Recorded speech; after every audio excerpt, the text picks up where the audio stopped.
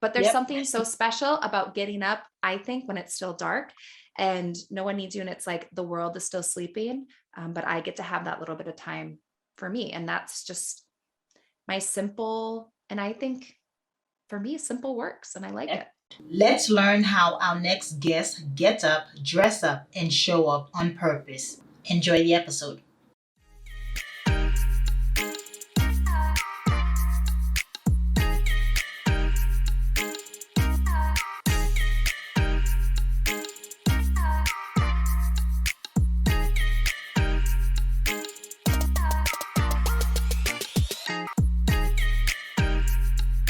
Hello, morning enthusiasts. Welcome to the Best Morning Routine Ever podcast. I am your host, Dr. Lunid, and today it's an honor to have a very special guest to the show, and we are going to talk about all things meditation. Not just how to do it, but the benefits of doing it and the reason to continue to have this healthy practice in life, especially this day and age. Kelly Smith. She is a globally renowned yoga and meditation teacher, founder of Yoga for You, and host of the Topping Mindful in Minutes podcast that is a spin-off of Meditation Mama.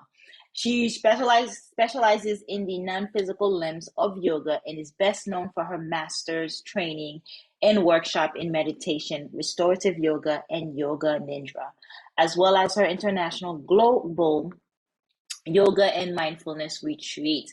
It is an honor to have her on. With no further ado, Kelly, welcome to the show. Hi, thank you so much for having me. It is my pleasure. Thank you again. Now, tell us a little bit more about your journey because I feel the practice of yoga, it's always a journey, right? It's always a step forward. It's always picking up and moving into this space that once you get there, you harness it. It's like heaven. So walk us through a little bit what your journey has been like thus far. Sure. Yeah. I'll give you the Spark Notes version because I think you hit the nail on the head. It's always a journey. It's also never linear. Yeah. There's always these ebbs and flows and ups and downs and a little here, a little there. So I guess the Spark Notes version was I first discovered yoga when I was young, when I was a teenager. I was an athlete and I used it as cross training for my sports. And I was really into like the stretch, right? I now I cringe a little bit, but I used to be a Shavasana skipper. I was one of those where Shavasana time, I roll up the mat, walk out the door. It's like, oh, I'm not burning any calories. What's the point? And now that I practice things like yoga nidra or do long guided meditations, it's not uncommon to be teaching a 45 to 75-minute Shavasana. But when I first started when I was young, I really didn't grasp the concept or the benefit of some of the non-physical limbs of yoga. I was then inspired to explore that a little bit more when I was a caregiver to my mom, a little bit later, my teenage years when she was battling breast cancer, and through her treatment and recovery and now remission. And I, like many people, when I graduated college, I thought, well, what am I going to do now? Yeah. What do I do with my life? And I just really felt inspired to take a yoga teacher training. Yoga had always been there for me when I needed it. And I felt inspired to do that. And so I took a 200-hour training. The journey took me to rural Missouri, and I ended up opening a studio there while my husband went to medical school. The journey took us to Michigan a few years later. And that's when I took everything location independent and started teaching teachers. And that's actually when I started my podcast, Mindful in Minutes. And the journey now has brought me to really focusing on those non-physical limbs of yoga, helping people with introspection and discovering their true self. And the most recent step in the journey is being a mother and now using meditation so I don't lose my mind or, go absolutely bonkers. And yeah, that's just the very kind of quick journey, I guess. Yeah. So the meditation mama, that really caught my interest because I can imagine a lot of mothers who need that space, who don't know how to get it because you're constantly just giving of yourself. So tell us a little bit more about meditation mama and how some mothers can really tap into that. Yeah. So I started Meditation Mama. It was like my second baby in a way. I started it when I was pregnant last year and I was having a pandemic pregnancy. And I was using meditation a lot personally to connect. We just call him baby pork chop, but to connect to baby pork chop when he was in the belly, and to also manage my own stress and anxiety. I found out I was pregnant in March of 2020, and I actually didn't even get my first doctor's appointment until I was almost my second trimester because pregnancy was deemed non-essential Oh. at the time, which I'm not quite sure how that one works because it's pretty essential. But Mm-hmm. it just, like all of us, there's so much going on. And I felt like there were so many other women that, not even just pandemic pregnancies, but just during pregnancy, it's such an up and down, hard, scary time transitioning into motherhood, everything that's happening with your body, but you're also just growing this life within you, that I wanted to then give other women the tools to be able to connect with their baby and their bodies in that process through meditation. So I did the limited release meditation mama, which is all prenatal and for newly postpartum women, so Yeah. that they can meditate and go on that journey with their baby and their bodies and all the ups and downs that come with becoming a mother. Yeah, and they're all quite a bit, and it's nice that you captured it from the even before birth, and because there's postpartum Mhm. depression that is real. And Yeah. so, what are some tips you provide for postpartum for women who don't know how to deal with all the emotions running havoc? Yeah. And I love that question. And postpartum is something that I really struggled with. And I love sharing that because I think, one, we need to talk more about it. I think we need to talk about how hard it is to become a mother, and that you can equally be so grateful for the fact that you can be a mother and that you have this child in the world. But it also can be really, really hard. And you can struggle a lot. And I think that for so many women, one, we don't really talk about it. But at least for me and my experience, I found that one of the best tips for myself was to return to self compassion Hmm. and to be kind to myself and loving to myself. Right. And I did that every single day for my baby, and I took care of him and I loved him, and I completely ran myself ragged, my body, my mind, everything. And so a big piece for me was returning to self compassion and trying to self love, and also to speak up and to talk to my husband about it, to talk to my friends about it, to talk to my doctor about it. And it's nothing to be ashamed of. And that Hmm. was something that I found a lot of freedom, but also a lot of support when I told people how, and they say, "How are you doing?" I honestly answered them. And I found that there were a lot of really amazing women around me that could help support me. And I found that to be one of the best tools when I was struggling with postpartum, is just be honest and Hmm. ask for help and be as kind and nurturing to yourself and your body that just went through this miracle of life as you do your baby. Yeah, it is truly a blessing. And the sticky part with it is, you can't really get on medication because if you're feeding, you don't want that Mhm. in your lactate. You don't want that to affect feeding the baby. So it's something that you almost have to like let it pass, let it power through, let it pass. And to do that, you do need the support that you mentioned. You do need Yeah. to be able to do the self-care because it's real. It's here. It is. And I think that we're so focused, at least from my experience, on that time about, baby, baby, baby, baby. And there's Hmm. also all of this just dumb pressure to, bounce back or somehow have your body like snap back to the way it Yeah. was, or, to all of a sudden be like glowing and showered and all of these things. And like, that's just ridiculous expectations. Yeah. So I think just releasing those expectations and just being kind to yourself and realizing what you just did. You not only brought life into the world, but if you are breastfeeding, you're also feeding another life with your own body. And Hmm. your body has kept two bodies alive for like almost a year during pregnancy, and now beyond if you do choose to breastfeed or can breastfeed.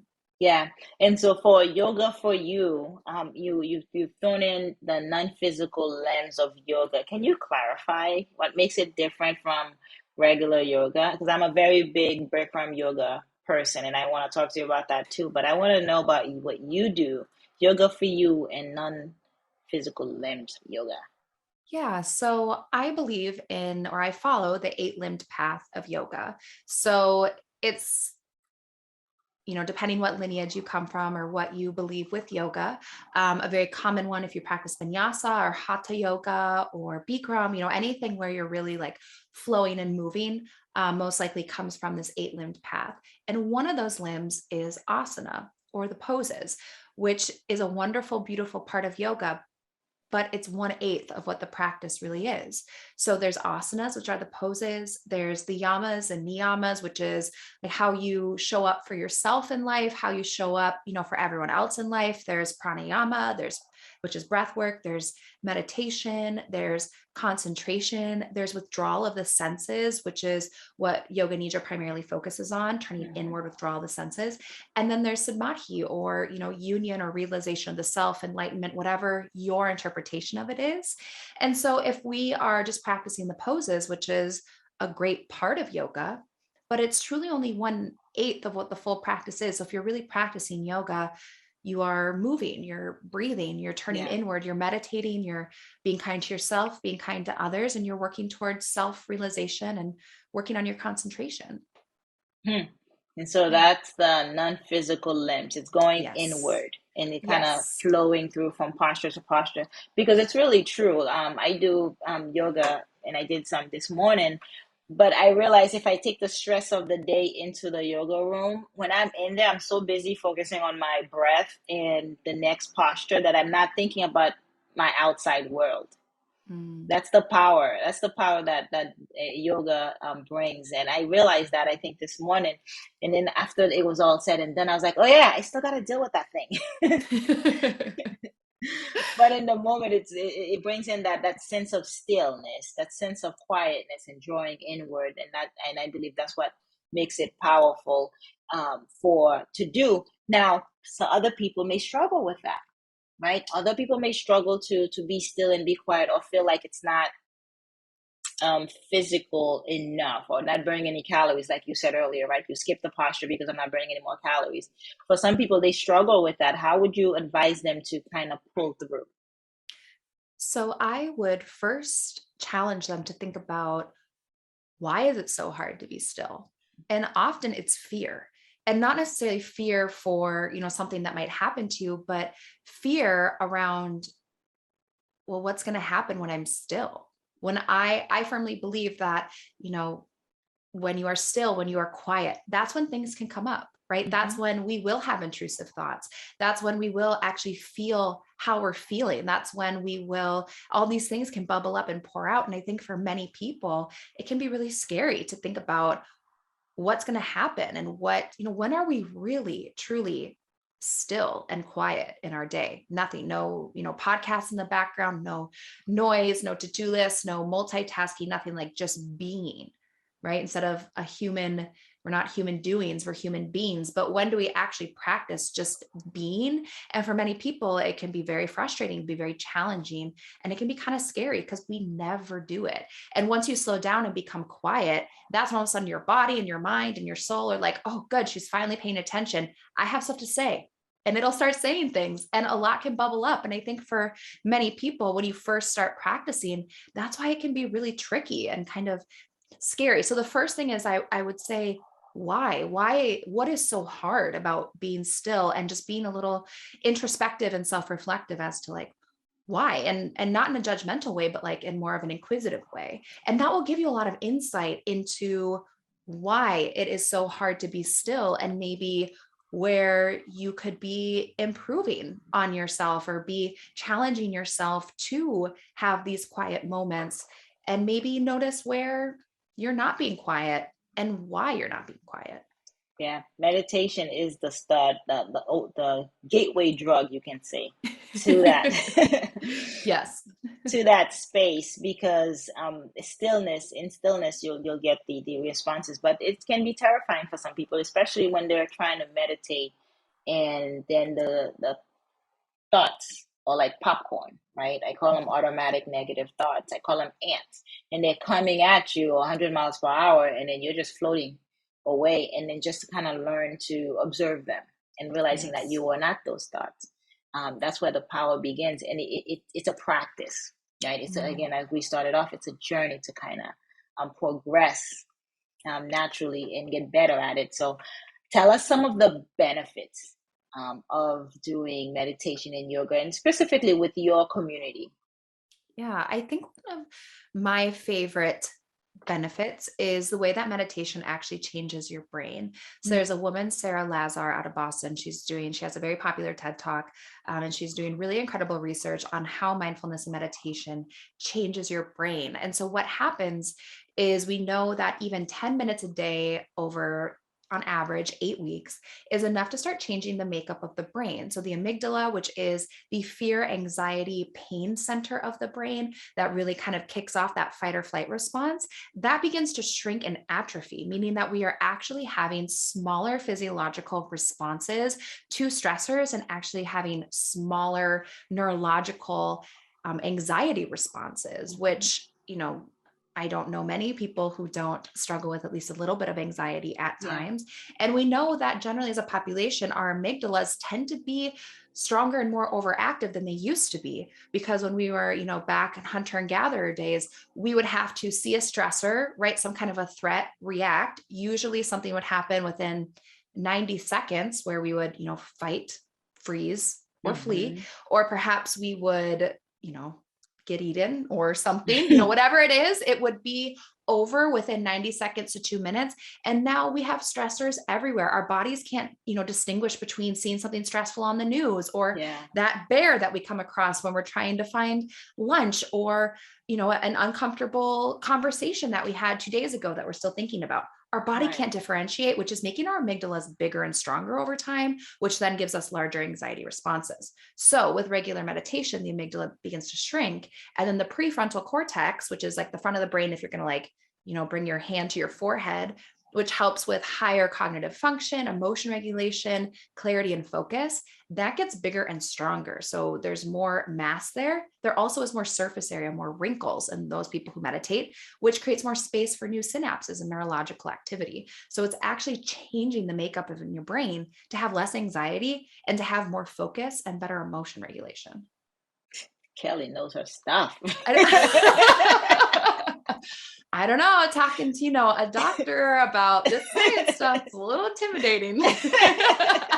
So you tell me if I got it all right. You got it all right. Oh my Okay, thank God, you did goodness. your homework. I Okay, love some good everyone. science. I know you do too. So I love science. Me too. We just Yeah. geeked out over yoga benefits in the brain right now. Well done. If anyone just thought this was going to be a regular another meditation yoga, we just got the whole breakdown of your brain, the structure of your brain, and what meditation can do over time. It Mm, does, and it starts forming your neural pathways, reconnecting those new pathways, and then limiting beliefs and subconscious limited beliefs get thrown away, get eradicated, because then they no longer become your story, they no longer become your truth, and now you have a whole new pathway, a whole new connection that is made only because you sit silent for 10 minutes a day for eight yes. weeks. And I It's the think that's fastest so, way. I know. I mean, think about if you wanted to go strengthen any other part of your body. If I wanted to go, get the strongest core ever, I mean, maybe if I really focused and did a really intense, like 10 minutes over 8 weeks, there would be improvement. But I don't know if it'd be the same as actually changing the makeup of your brain. Yeah. And I love what you said about like truths and thoughts. And I recently read something by John Kabat-Zinn, and he was talking about when you're meditating and a thought comes up, challenge that thought and ask, is it a thought or is it a truth? Because we have many, many thoughts, but we don't often have a lot of truths, and many Yeah. thoughts that come up are not truths. And that's really stuck with me. And he was talking about depression and how we have a lot of thoughts and depression. I'm feeling so down. I'm not good enough. I can't do this. I can't bring myself to do that. Right. We're having all of these thoughts, but it's not the truth. And that's not to say you aren't experiencing that depression, but there's something about hearing that, well, is it a thought or is it a truth? And to kind of challenge those thoughts as they pop up, really kind of opened my perspective in a way of how, those intrusive thoughts come in Yeah. and what you can do with them. Yeah, because that's our programming, right? We've Yes. been programmed from a very young age, and so we, like, something was said, something was done at a young age, and we're programmed, and that that thought, that programming subconsciously is driving our direction. And with meditation, I feel like those thoughts change, those beliefs change, and it becomes your new reality where you don't even think those old thoughts anymore because there's no room for them. You've kind of eradicated all of them. So it's powerful, and it's definitely worth it. You made a business out of it. It helped you found your purpose. But imagine any other aspect of your life that you want to improve. How big instrumental this is to actually do the meditation, do the yoga to get there.